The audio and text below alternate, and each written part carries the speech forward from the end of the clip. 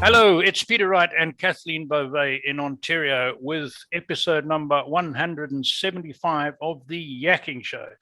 This is the show to awaken you to new perspectives, hopefully to give you a bit of education, a bit of enlightenment, and certainly some entertainment. And today's guest is certainly going to give you some entertainment. I've met her several times, believe me. Oops, but I'm giving the game away. So first, let me introduce my co-host, Kathleen Beauvais from Waterloo, Ontario, who's the co-host of the Yakking Show and introduces guests so much better than I do. So welcome, Kathleen. How are you doing today? Oh, I'm doing great, Peter. Thank you so much for that intro. And thank you all so very much for tuning into our show. We so appreciate you and we love reading your comments. So please keep those coming. And if anyone out there is interested in being a guest on our show, please don't hesitate to reach out to either Peter or myself. And as Peter mentioned, we do have another special guest with us today. Her name is Brigitte Belton. Brigitte, who is a candidate for the Ontario Party in Ontario. She's a truck driver and was in fact in attendance for the Freedom Convoy. Hello, Brigitte. Welcome to the show. How are you? I'm great. Thank you so much for having me. Now, for our audience, can you give us a little bit about your background and how you became interested in and involved in politics? Well, it was definitely not planned. It's not something that I was ever going to do. I really had a great appreciation for those that are in politics because of all the stuff they have to deal with. I mean, and I'm just learning some of it now, the people that send you nasty grams and they think that's quite all right. It's not. People attacking your family. Again, that's not okay. So that was definitely not somewhere where I wanted to go. And I did respect the fact that people do put themselves out there and do that. But in November, when CBSA had targeted me for the third time and threatened me with arrest, I was lost hope in Ontario, lost hope in Canada, lost hope in people actually being humane to other people. I watched people get tackled. I watched children get thrown to the ground for playing outside, parents ticketed for taking their children outside. Throughout these last 2 years, they've been very difficult. And I love how the government spun everything and said, we're all in this together. I don't know anybody that was in it together when it was toilet paper for me and my family or toilet paper for you and your family. There was no, hey, we're all in this together. It was every man for himself. And I know that because I carried loads. I knew what was coming through, right? So being put out of my job and feeling hopeless, no place to go, nothing to do. My life was being taken away, not by choice, not by something I had done, something I was refused to doing because I didn't think it was good for me. Whether you wanted to do that or not, that's up to you. And so I felt hopelessness. I started Convoy with Chris. We brought it to Ottawa. And from there, it exploded. We were there 5 weeks. We really planned on 48 hours. We didn't think we'd be there that long. And then on the way home, 5 weeks later, I heard Tom Marazzo had put his name in there. And I had people saying, you need to go, you need to run. And I was like, no, no. And so I did put my name into 2 arenas. I put it into the New Blue. I put it into the Ontario Party. Found out that the New Blue did not like the fact that I was willing to go with either Freedom Party. At that point, I talked with them. The other thing was I found out later that as a New Blue candidate, we've had some of them move over to the Ontario Party because there's no freedom of speech over there without being with the party. And that's part of their agreement. So some will say no, some will say yes. I didn't sign it. I don't know, but this is what I'm told from other candidates in the Ontario Party that were New Blue. So I made the right decision. And one of the things I asked specifically when interviewing was, do I have to be quiet? Can I not be me? And do I have to follow party line? And I was told I am free to speak. When Derek was in Elmer, I'm sure Peter can attest to, because he was there. He goes, somebody had asked that very question. Does she have to follow what you say? And he goes, have you met her? Do you think I can control her?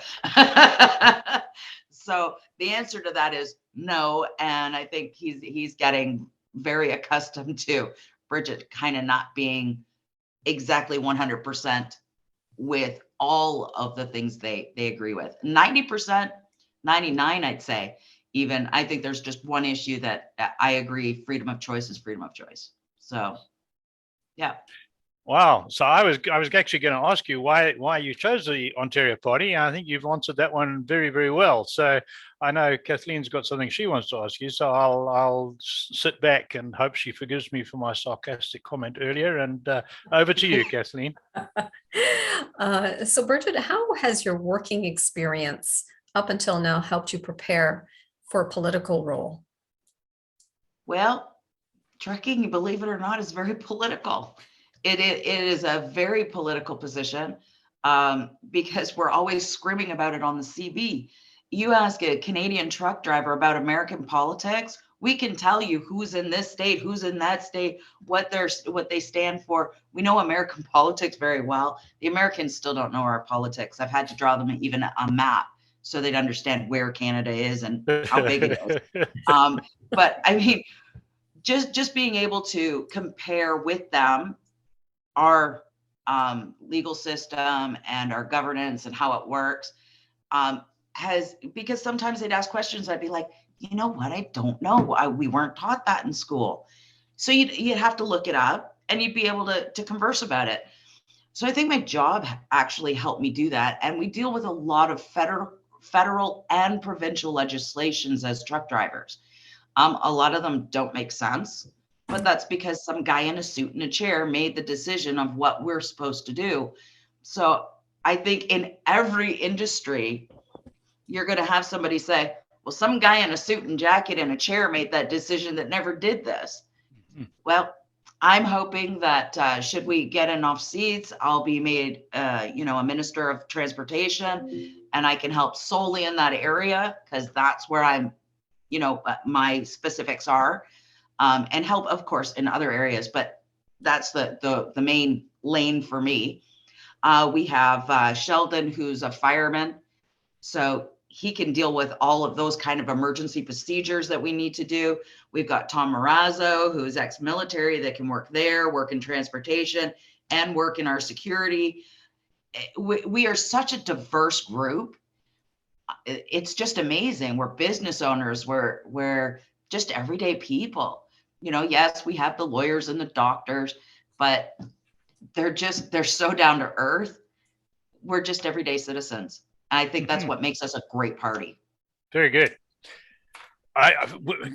Brigitte, we have an international audience, so just for their benefit, we need to explain that the Canadian political system is more like the US in the levels of government than it is the European county system or prefecture system on the continent. So as a provincial candidate, once elected in the provincial legislature, you have a lot more effect on ordinary citizens' lives than a county level government in, say, England. Am I right in saying that? I would agree with that. Yes. And it would be, they have certain levels. I mean, the UK and Ross, my friend lives over there. You have council, which does a lot of what you're allowed to do and not allowed to do, and where you can go and what you can't go. And that would be more like, it's just a step down from your prime minister or your from your president, really. Sure. And we can shape the focus of what the federal government or the top level of government does. We can also tell them, no, sorry, not in our province. We're not doing that. Sure. But as a provincial politician, you have a lot more power and influence than going back to that town councillor or county councillor in England ever does, correct? Yeah, it would be like a school trustee here or just to put in perspective for people from other parts of the world who are watching us. So what I was going to ask you next was, My concern, you've addressed it a little bit. We have two true conservative parties contesting this election, and we have a party that should be conservative that no longer is so. My concern is that some people will support your party and some people will support the New Blue because both have advantages and merits. And it worries me that some of the votes could be, if they were voted together, may have a chance of defeating conservatives in certain ridings. I certainly hope they do, but separately may not. So although there might be a big swing in votes to the true conservative side, it may not get enough people elected. Well, how do you address that one? Well, people think of it as vote splitting. First off, I get one vote just like everybody else does, so you can't split that vote. Sure. Unless you're as lucky as me and I got 2 cards in the mail, but I'm a responsible citizen and will only use one. So you get one vote. Everybody gets one vote. Yeah. Okay. Here's the other thing. There are 13 seats, I believe, 13 seats that are not attached to a regular party. Okay. Not attached to Liberal because they only had 4 or 7 seats, something like that. Then you have, I think it was 40 seats for the NDP and 63 for the Conservatives. That leaves 13 seats to a non-legacy party. That means if all 13 seats went to a non-legacy party and went to Ontario Party or New Blue, we are at least tied with the Liberal Party. Okay. Currently. Right there. Sure. Right? That's a tie. Yeah. Okay. If people are upset with Steve DeLuca, who wants to take away any guns and wants to jab every child, right? Without knowing long-term effects, he could lose more votes. Mm-hmm. That could be a killer for his party and they be gone, decimated. I'd like to see that, but I'm not that hopeful about that. But then again, that shoves votes to us. Sure. Then you have the PCs and you have the NDP. Andrea had agreed to take CDLs from truck drivers in the protests in Ottawa, at Windsor, at Sarnia. Those are our livelihoods. What are CDLs? She has no right to take those. CDLs, commercial driver's license. Oh, thank you. Okay. Right. So she wanted to take those licenses from us with no due cause. We broke no law. The judge even said we broke no law. Correct. Okay. And she wanted to take those. You asked me how many people know a truck driver in their family and how unfairly they were treated between those two parties, NDP and PCs. Trucking community and family of trucking community is huge. There's 750,000 of us throughout the country. Okay. Wow. So half in Ontario by law of averages, roughly. Approximately. That is a lot of votes you just scoured. Yeah. Just threw away. Those are a lot of votes. Right. I can walk into almost any trucking company and they go, oh my God, it's Bridget. And it's happened. It's happened. So I'm just like kind of taken back because I still don't think I'm as big of a person as some people may think of me as.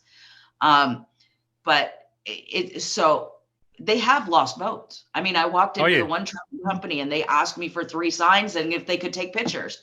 They were definitely voting Ontario Party.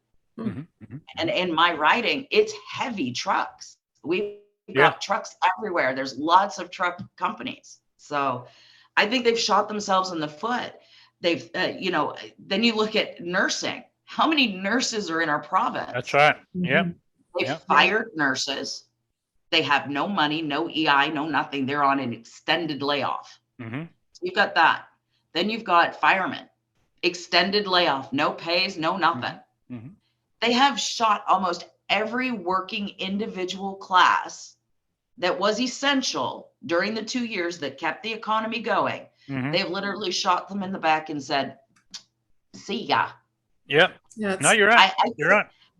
I don't believe their polling numbers. I've looked at them. Their polling numbers are done based on 1,000 people. What in the GTA? Those people in the GTA need to think for a minute. When you call 911 and you're put on hold, right? How is that your province serving you? I have called twice in the GTA and been put on hold in emergency situations. Oh, wow. Yeah, not enough people. So, But And then they want to take our guns. yeah, that's right. Yeah. What are you hearing, though, are people's greatest concerns going into this election? What are you hearing from the people about that? It's funny, their concerns are the ones that are not being addressed. Okay. Their concerns are about the critical race theory, what's being taught to their children in school, digital IDs. Why did sticker plates not, why are we not doing sticker plates? Are they coming after us now for inspections? Which if you do go into a garage, you're not driving out without $500. So that $120 they saved you, you're not saving anything. It's a bait and switch, and they're very good at it. Oh, we'll change this, we'll save you money. And then 2 years later, they go, oh yeah, now you need a yearly inspection sticker. Oh, that's going to cost you. Yeah, you got a red light on? Oh yeah, that's $1,200. It's bait and switch all the time. And I'm trying to get people to understand and listen to what they're saying. We're investing $47 million. No, stop right there. They're investing nothing. They're spending $47 million on corporate welfare. Stop it. Honda doesn't need to be propped up. They're a $660 million profitable yen company. They don't need our $260 million. We could put that into healthcare, right? Then we had another $500 million sent to somebody else, over $700 million in corporate welfare in just 2 transactions. That's our money. Mine, yours. I don't want it going to a for-profit company. If they can't make it here in Ontario, they can't make it here in Ontario. Right. They want to go across the border and threaten us. Well, we'll move our operation across the border. Cool. When you come into Ontario, you'll have 100% tariff. Go ahead. Right. Yeah. They won't do it. But you need somebody that's got big kahunas to do that and to tell them, you go ahead and play with us. Go ahead. Give it a try. We're going to push back. And Doug Ford apparently is not that person. Nope. Doesn't sound like it. Wow. Interesting stuff. So, Kathleen, you any more there? Or? No, you go ahead. So I want to push Brigitte a little bit on her experience in Ottawa, the convoy, because but let me give you an observation before that, right? And I'll do it quick. Kathleen's heard it before, so I don't want to go too far on this one. So I've been in Canada since 2004. So what's that, going on 18 years, right? And I don't know how much of my story you know, but I experienced at a very huge cost the effect of governments that decided to abandon the rule of law, and nearly cost me my life too. So I was very grateful to come to Canada, very grateful to be accepted. But like many adults who moved to a totally different country, I still felt a bit of a foreigner, right? I became a citizen as soon as I'd spent the required number of days here. I got involved in local service clubs and met my neighbors. I couldn't complain, but I had this feeling that I'm still a bit of a foreigner. Until the day the convoy rolled through Dumbo, which is the closest bridge on the 401 to me. So there I am on a freezing -5 with a bitter wind and heavy snow, standing on this highway bridge with about 1,200 people. And for those of our audience who don't know this part of the world, Dumbo is a tiny village in Ontario, really tiny. And I'm standing there waving my flag, and the trucks start coming and people are cheering. And I'm getting quite emotional. And I said, I actually feel for the first time in 18 years like a true Canadian. And I could say more, but that's enough to put the background for people who weren't here. So that was my introduction to what you were doing. So tell us your experience. Well, I rolled, we had, I remember that day going over that bridge. I'm sorry. That was just fantastic. I drove right by you, Peter, and I wish I would have known you at that point. I would have taken you in the truck. Let's go to Ottawa. I would have come with you, believe me. We had the West roll, and we planned it very well. We had the West roll out first, and Ontario was hanging back to wait for them to catch up. Yeah. And once they got here, we were going to start to roll in unison. I rolled for days in Sarnia with the best, big, hardest crew that I had of approximately 50 local residents in their cars. We'd have trucks join in every now and then. And it was fantastic. It was the first time that it didn't matter if you were Native, whether you were French, Sure. whether you were Black, whether you were white, whether you were Asian, whether you were gay, whether you were straight. There was no division. None. Everybody, it didn't matter. Everybody was hugging. Everybody was cheering. Canadian flags everywhere. You know, and take back our freedoms, freedom of choice. Trudeau's got to go. I mean, there were a lot of those. There just were.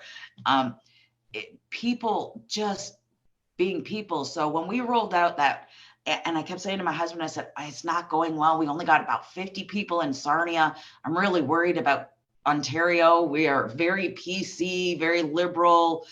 It doesn't, I don't think it's going over well.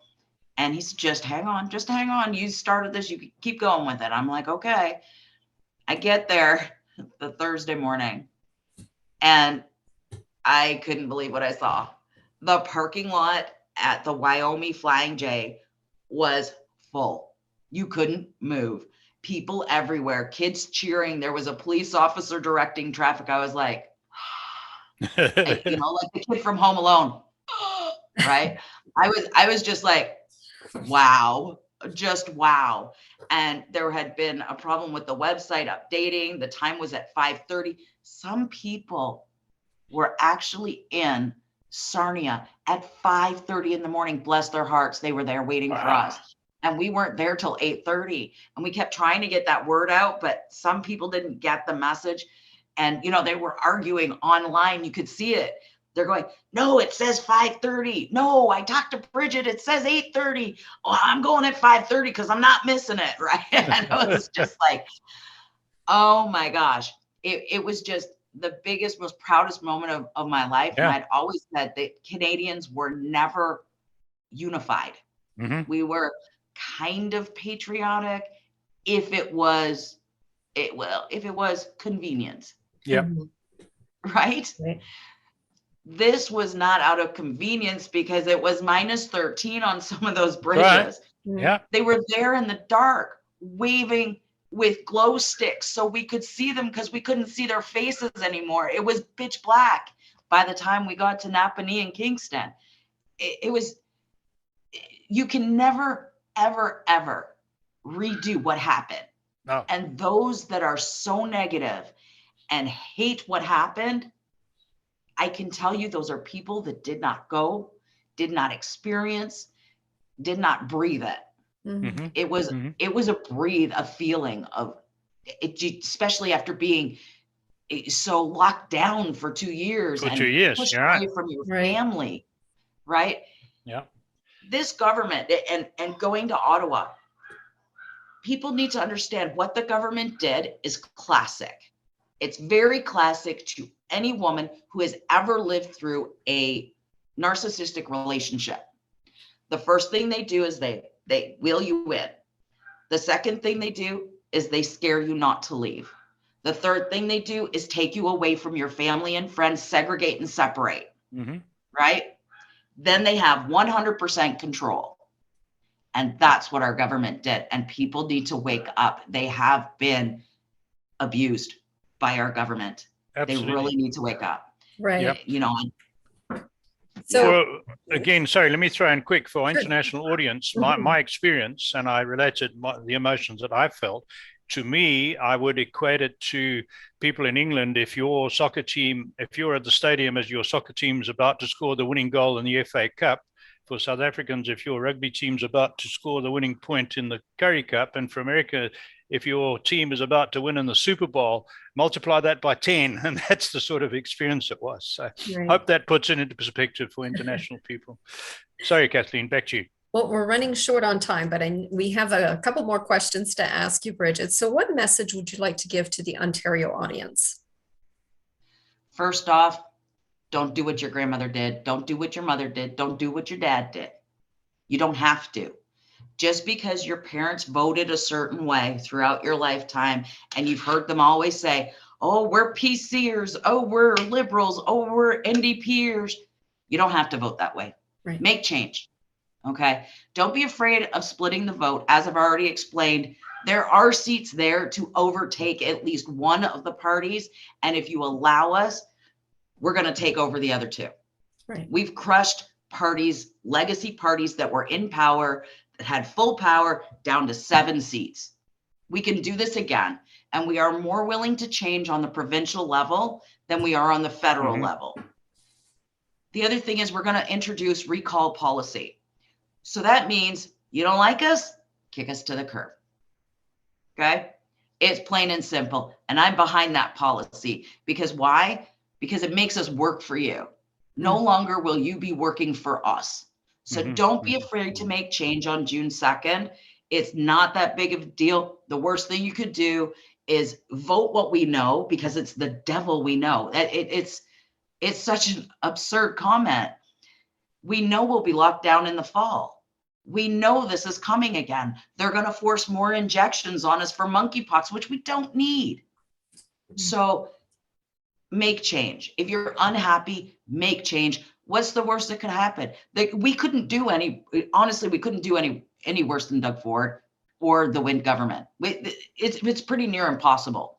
Yeah. Pretty near impossible. Just again, for our international audience, recall is, I think, a North American term more than a European one. It means if you don't like your elected representative, you can start a petition, and it depends from state to state how many votes you need to, how many signatures you need to get. You can start a petition and have that member recalled, and either has to stand for re-election or whatever. You don't have to wait for the candidate to die or be involved in a huge scandal, or for the next provincial or state federal election. It's a measure, an interim process to get rid of an official you don't like. So I got one for you. I don't subscribe to any mainstream news bulletin, be it satellite TV, newspaper, anything else. I look at all the alternate sources, so I'm a conspiracy theorist to my heart. However, I do scan the headlines on the internet every day, and the homepage that I look at gives where are the political leaders on the Ontario election trail today, and they name the 3 legacy parties and the Green Party, and yet the New Blue have more candidates than either the Greens or the Liberals. I think you have more candidates in more ridings than the Greens. They don't mention the Ontario Party or the New Blue at all, right? The media are totally ignoring you. So how are you trying to counter that? We try, we do a lot of social media, especially I have a lot of followers. My campaign manager has a lot of followers as well. We push through social media very well. We do that very well. Our Facebook is not doing so well, but that's okay, because Facebook's pretty much a thing of the past. So we're doing Instagram and Twitter and Facebook, as well as TikTok. TikTok seems to be doing very well. The other thing is we're doing email, and interesting thing though, our emails are getting blocked and not getting through to the people of the ridings. We just found that out today. So to me, all this means is they are scared. They're absolutely 100% scared that we are going to grab enough seats to either be an opposition or a majority, because they would have no reason to do that otherwise. Sure. We have signs. They're blocking signs. The PCs are blocking signs of other candidates, including us. So they're blocking New Blue signs. They're blocking Ontario Party signs. We have, we're not being allowed to go to debates, a lot of us. Yeah. And that's not heard of. We have Rick Nichols, who is an incumbent running again in his riding, and you must, according to the rules, invite anybody who has an elected official in past parliament.